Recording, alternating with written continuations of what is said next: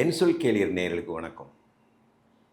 தமிழ் திரைப்பட உலகில் மிகப்பெரிய எடுத்துக்காட்டாக திகழ்ந்தவர் தான் இயக்குனர் மையம் பாரதிராஜா அவர்கள். என் இனிய தமிழ் மக்களே என்ற அந்த கம்பீரமான குரலுக்கு சொந்தக்காரர். அவருடைய மறைவு எல்லோருக்கும் ஈடில்லா இழப்பு தான்.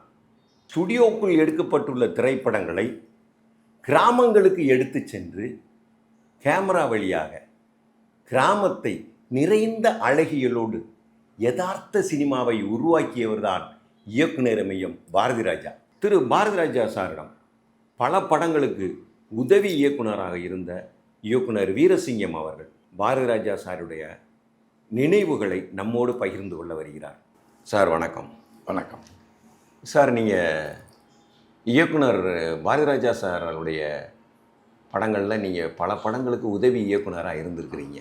அவரோடு எத்தனை படங்கள் நீங்கள் பணியாற்றிருக்கீங்க, என்னென்ன படங்கள், அவரை பற்றிய சில நினைவலைகளை கொஞ்சம் சொல்லுங்கள்.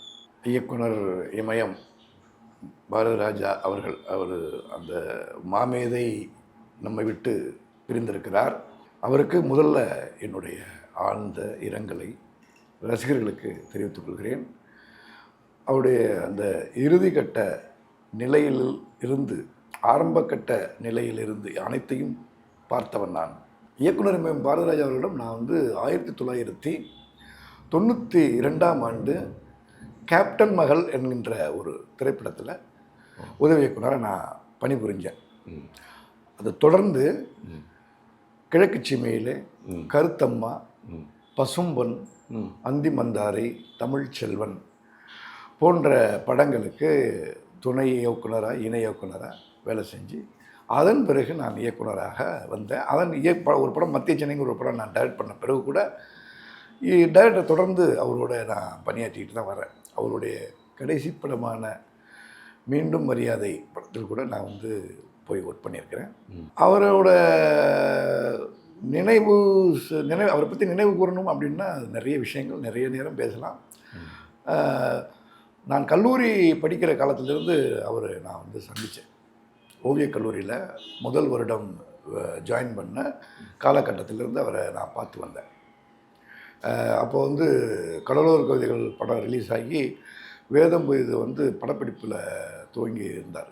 அப்படி இருக்கும்பொழுது ஒரு நாள் நான் அவரை போய் அலுவலகத்தில் பார்க்க போனப்போ அவர் அவுட்டோருக்கு போயிருக்காருன்னு சொல்லிட்டு அங்கே சொல்லியிருந்தாங்க. அதுக்கப்புறம் அவர் எப்போ வருவான்னு கேட்டு அவர் இருக்கிற டைமில் நான் போய் பார்த்து முதல் சந்திப்பிலே அவர் மேலே, என் மேலே அவருக்கு ஒரு நல்ல இம்ப்ரெஷன் வந்தது. ஒரு ட்ராயிங் ஒன்று பண்ணி அவருடைய போர்ட்ரேட்டு பண்ணி கொண்டு போய் ப்ரெசென்ட் பண்ணிவிட்டு அவரை சந்தித்தேன். இப்போ அவர் அடிப்படையில் அவர் ஒரு ஓவியர். இளையராஜா, பாரதிராஜாலாம் நல்ல பெயிண்டிங் பண்ணுவாங்க, ட்ராயிங்ஸ் எல்லாம் பண்ணுவாங்க. அது டைரக்டரே என்கிட்ட சொல்லுவார், என்னுடைய ட்ராயிங்ஸ் எல்லாம் பார்த்துட்டு ரொம்ப நல்லா இருக்கும்பார். நானும் வரைவேயா அப்படிம்பார். என்னை விட அவன் ரொம்ப நல்லா வரைவான் அப்படிம்பார். அவன்னா எனக்கு புரியாமல் ஒரு முறை, அவன்னா யார் சார், அவன் தான்யா இளையராஜா அப்படிம்பார். அதாவது இளையராஜாவை பேசாமல் இருக்கவே மாட்டார். எந்த சூழ்நிலையும் அவர் இளையராஜாங்கிற ஒரு பேரை தான் எடுப்பார். இப்போ கூட இயக்குனரை ஏப்ரல் மாதம் ஹாஸ்பிட்டல்லேருந்து ரிலீவ் ஆகி வீட்டுக்கு வந்தப்போ எல்லாருக்கும் சோஷியல் மீடியா ஃபுல்லாக ஒரு தகவல் வந்தது இல்லையா. அப்போ நான் போய் வீட்டுக்கு போகிறேன் பார்க்குறதுக்காக. அப்போ தான் எனக்கு முன்னாடி அவன் முருகன் ஒருத்தர் இருப்பாப்புல, தேனி முருகன் ஒரு நடிகர். இப்போது அது டைரக்டருடைய சின்னம்மா மகன். திரைப்படங்களில் சீரியல்கள் நடிக்கிறாரு, தெரியும் உங்களுக்கு, தேனி முருகன். அவரெல்லாம் நண்பர்கள் தான், நாங்கள்லாம் ஒன்றா ஒர்க் பண்ணோம். அப்போ எனக்கு முன்னாடி ஒரு வீட்டுக்கு போயிட்டார். நான் வந்துக்கிட்டு இருக்கேன், வெயிட் பண்ணியா அப்படின்னேன். நான் வெயிட் பண்ணி பார்த்து டைம் ஆச்சுன்னு சொல்லிட்டு அவன் கிளம்பிட்டேன். அப்படி நான் ஒரு 7:30-8 மணி போல் போய் ரீச் ஆகிறேன். நான் பொன்சின்னு சொல்லிட்டு ஆனந்த விகடன் ரிப்போர்ட்டர், ஒரு ஃபோட்டோகிராஃபர், 2 பேரும் பைக்லேயே போகிறோம் பார்க்குறதுக்காக. போய் பார்க்கும்போது அப்போ தான் படுத்து ரெஸ்ட்டில் இருக்கார் டைரக்டர். மேடம் இருந்தாங்க, இப்போ தான் தூங்குறாங்க. இருக்கட்டும், தூங்கட்டும், கொஞ்சம் அப்புறமா உட்காந்து நான் அப்புறம் மெதுவாக பார்க்குறேன். இல்லை இருங்க அப்படின்னு சொல்லிட்டு போய் டைரக்டர் போய் எழுப்புறாங்க. அது அவர் படுத்து அவர் உறக்கத்தில் இருக்கும்போது அப்படி டச் பண்ண டக்குன்னு திடுக்குன்னு எழுந்திருப்பார். ஒரு ஆழ்ந்த உறக்கத்தில் இருக்க மாட்டார்.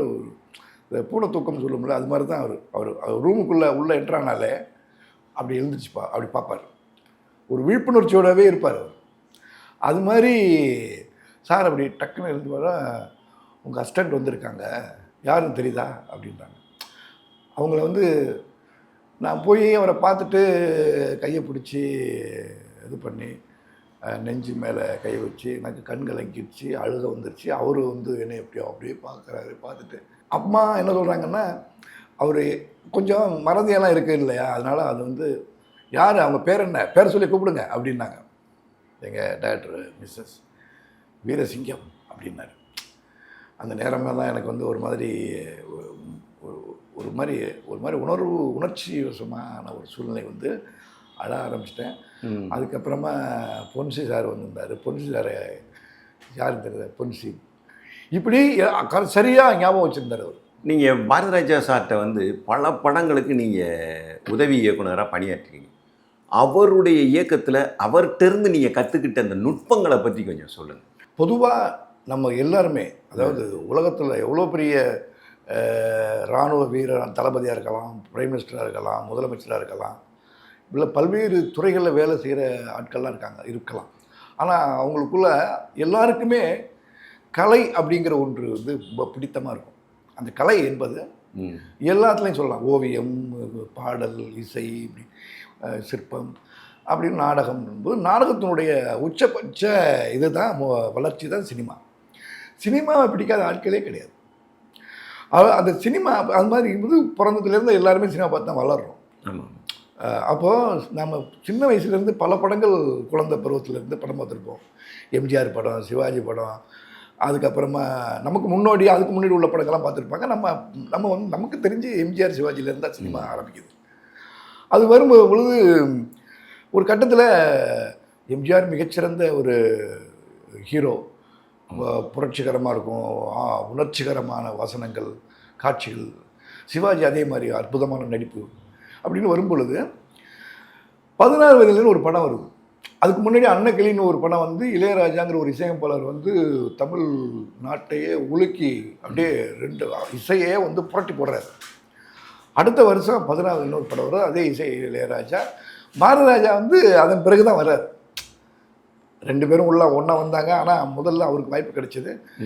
பாரதிராஜாவுடைய என்ட்ரி வந்து 1977.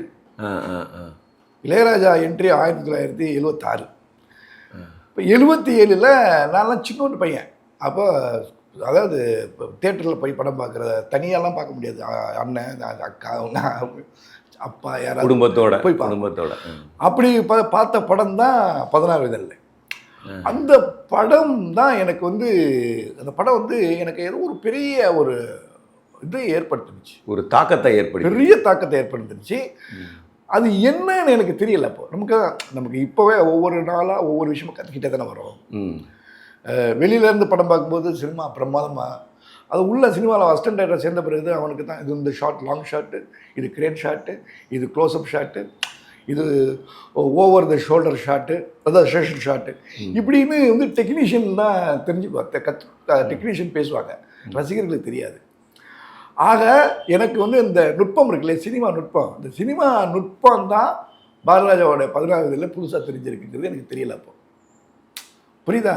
அடிப்படையில் நான் ஓவியன், கவிதை எழுதுவேன், கலா ரசனையோடவே நாம் இருந்திருக்கங்கிறதுலாம் இப்போ தான் தெரியுது. சார், நம்ம இயக்குனர் இமயம் பாரதிராஜா வந்து ஆரம்ப காலத்தில் வந்து கிராமப்புற படங்கள், அதாவது வந்து ஃபஸ்ட்டு 16 புதிய வார்ப்புகள்லாம் எடுத்தார். இவர் வந்து ஒன்லி கிராமத்தை விட்டு மையமாக வச்சு தான் எடுத்துக்கிட்டு இருக்காரு படம். அப்படிங்கிற காலகட்டத்தில் தான் சிவப்பு ரோஜாக்கள்னு ஒரு படம் வந்துச்சு.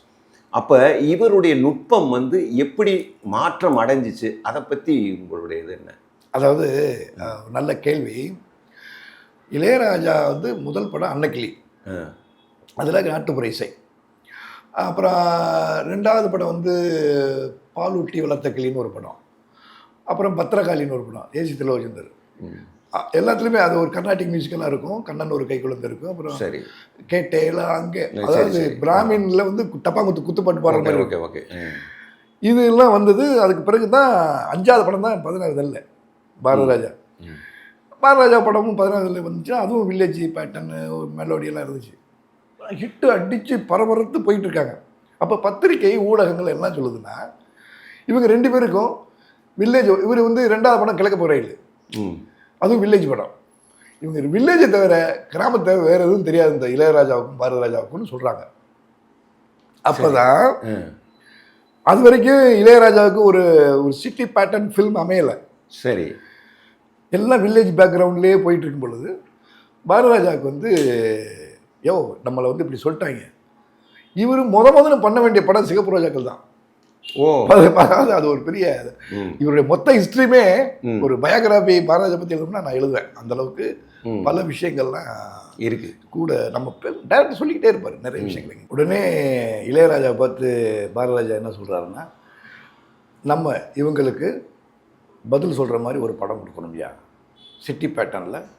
நான் முதல் சொன்ன பற்றி அவங்ககிட்ட சிவப்பு ரோஜாக்கள் அதை பண்ணுறோம் அப்படின்னு சொல்லிட்டு 3வது படமாக பாரதிராஜாவுக்கு அது 3வது படம். அதுக்குள்ளே இளையராஜாவுக்கு எத்தனையோ படம் வந்துருச்சு. ஆனால் ஹாலிவுட் ஸ்டைலில் ஒரு சிட்டி பேக்ரவுண்டில் ஒரு கிரைம் த்ரில்லர், இந்தியாவிலே ஃபஸ்ட்டு வந்த கிரைம் த்ரில்லர் படம் சிகப்பு ரோஜாக்கள் தான். அதுக்கு பிறகு தான் பாலுமகேந்திரா வந்து மூடு பண்ணி எடுக்கிறாரு. அதுக்கப்புறம் சைக்கோ பேட்டன் நிறைய சைக்கோபாத்தி கதை.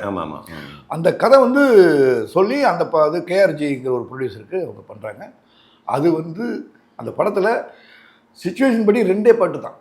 அந்த கதை வந்து என்ன த்ரில்லர் கதை. ஆமாம், கிரைம் அது த்ரில்லர் லவ் இதெல்லாம் இருக்கும். 2 பாட்டு தான். அந்த 2 பாட்டுமே ரொம்ப கிளாஸாக இருக்கும். ரீ ரெக்கார்டிங் வந்து ஹாலிவுட் பேட்டர்னில் இருக்கும். அவ்வளோ பிரமாதமாக இருக்கும். ஸோ இண்டஸ்ட்ரி வாய மூடிடுச்சு. இயக்குனர் பாரதிராஜா அவர்கள் தந்த திரைப்படங்கள் கவித்துவம், அழகியல் மற்றும் சமூகத்தில் நடக்கக்கூடிய அவலங்களையும் மனித மனத்தின் குற்றங்களையும் திரைப்படம் மூலம் புரட்சியும் செய்து கிராமத்து மண் வாசனையை மிக கம்பீரமாக திரைமொழியோடு பல திரைப்படங்கள் தந்த டைரக்டர் சார். ஆழ்ந்த இரங்கல்னு சொல்ல மனசு வரல, ஆறாத வழி மனசுக்கு உள்ள. வணக்கம்.